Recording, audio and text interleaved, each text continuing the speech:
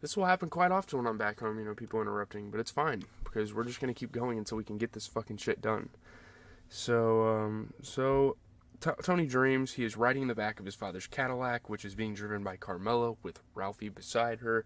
And right away, there's a lot of weird shit wrong with this. And at first, I didn't recognize who it was in the passenger seat until I realized, oh yeah, he has a snatch, and they fucking ripped it off him when they killed him.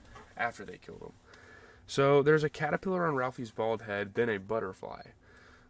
Tony at first sees Gloria sitting next to himself, then Svetlana. So these are like his mistresses. These are the women he's had affairs with. Tony discusses the dream with Dr. Melfi, who suggests that it signifies that Carmela is in control, and Tony wants to square the changes in the lives of the others in the car with her. So there's a lot of weird, interesting interpretations that you can kind of get with a dream like that. But Tony is growing dissatisfied with this therapy and rejects her interpretation. Like, no, this isn't helping me. This is just you making weird interpretations, making weird theories about my own dreams that are pretty fucked up, honestly, if you ask me. Like, that's a pretty fucked up dream. And you're just making weird stories up about it as to what they could mean. So in the next session, he admits that Svetlana broke up with him because she thinks he is high maintenance and too hard to cope with emotionally. I don't even think she broke up with him. I just think they had a one-time affair and she was like, okay, this is not for me. I have a husband. We cannot be doing this. I don't know if Tony can accept that. Sorry about the fucking washing machine. Jesus Christ. I don't know what to do. It's way better in my room than it is at home. Crazy enough. But this is after 4 years of therapy, and he's like, okay, you're not doing anything for me. So, although Melfi tells him that he needs to continue, he states that it is over, and this might be the last time. We'll have to see, though. She offers to shake hands, he kisses her on the cheek and leaves. He obviously always had some sort of romantic affection towards her, but, that was obviously just a friendly gesture. Sophia notices a cake in her father Bobby's car, wondering who it's for. When Janice asks him about it later, he tells her that he goes to Karen's grave every day and he buried the cake on what would have been their anniversary. There's nothing wrong with that. That's extremely sentimental. That's an extremely special moment for Bobby. That's really none of Janice's business. And Janice, being the annoying character that she has been for the entire show, is really showing her true colors here. Janice says she understands his grief, and then obviously we'll get to later on, she just fucking lashes out and is really fucking weird about it. I don't know. So, Sophia and Bobby Jr. wonder about their mother's ghost. Their father might have, influenced them indirectly and, unintentionally with, bringing a cake to her grave. So, yeah, it's obviously a very interesting situation. After a Sunday dinner at the Soprano home, Carmela demands that AJ play a game with the two children, and he's obviously there with his girlfriend Devin, and they're trying to study. We know there's some extracurriculars going on there. He takes out an Ouija board and engages in a mock seance that absolutely terrifies them. They wanted to talk to their mom. They've had discussions about it. It's honestly, it is pretty fucked up from AJ. It's one of those things where you're just pranking a little kid and he just goes too far. When the children are back at home, Janice uses an internet chat program to direct them to their own Ouija board. And again, she's a bitch for this.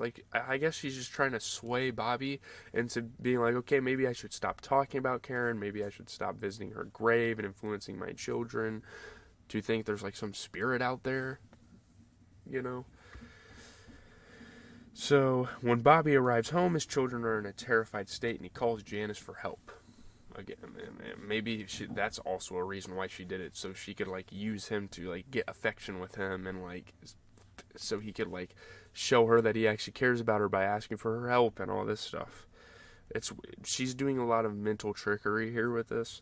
She tells him she had heard them using the Ouija board earlier in the day, but thought it would be improper to intervene. What are you talking?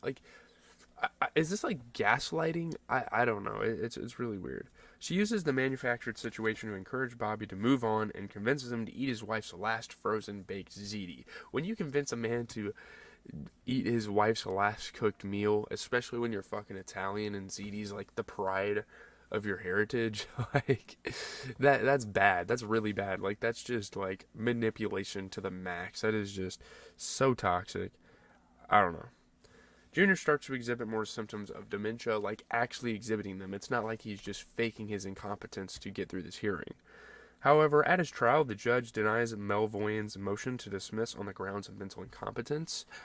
Bobby reassures Junior that they will get to a juror. They will figure it out. He used to be a fucking mob boss, for crying out loud. They have connections all over the fucking state, all over the damn country, all over the damn world, because they have connections in Italy. Like, we're gonna get out of this, you know. So Tony has a sit down in New York City with Carmine and Johnny, who demand 40% of the profits of his HUD scam. Why? I don't know. They didn't do anything to. I guess Ralph was kind of involved before he disappeared, as is what everyone thinks happened to Ralphie.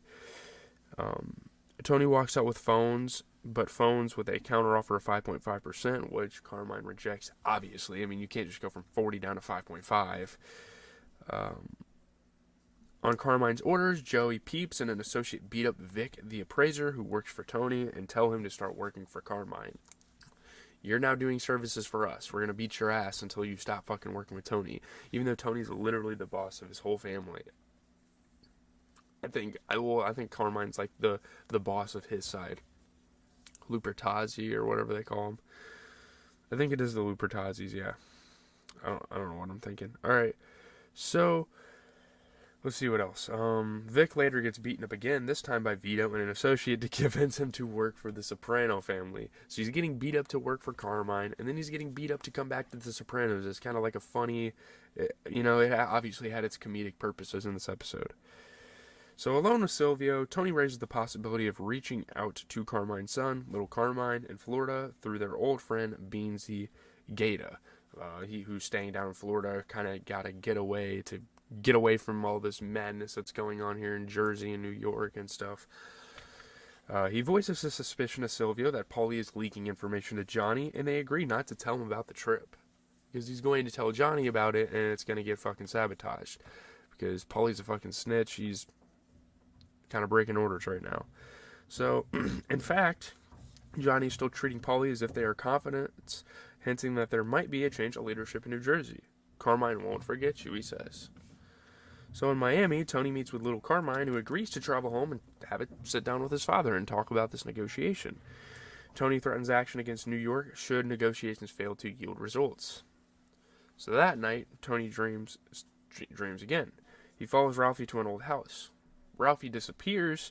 Tony then sees himself as an Italian-American immigrant coming for a masonry job at the house, which is super fucking weird, super strange. I don't know what's going through Tony's head here.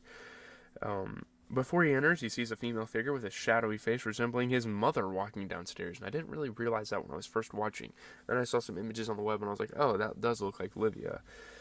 He enters and wakes up short of breath, sweaty and startled. He goes out to the balcony into the bright Miami sun and stares at the ocean. So that kind of does it for that episode. Obviously, little Carmine Lupertazzi Jr. makes an appearance. He's a capo in the Lupertazzi family and son of the boss, Carmine Sr. So, yeah, he's going to obviously be important. He's obviously going to get some storylines and stuff that are going to connect with Tony, who is, the main character.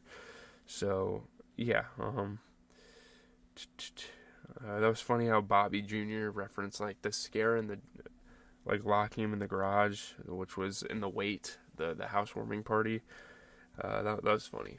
So, yeah, the show never forgets about its predecessors, I guess, their episodes. But, yeah, that's going to do it. Leave a like, comment, subscribe, maybe a little lackluster. Pretty solid episode. It's going to be interesting to see how things move forward here with Tony no longer seeing his therapist. That's going to be a missed segment. I don't know if Dr. Melfi's completely phased out of the show, but that's definitely going to be something that we're going to miss. That was a pretty important part of the show.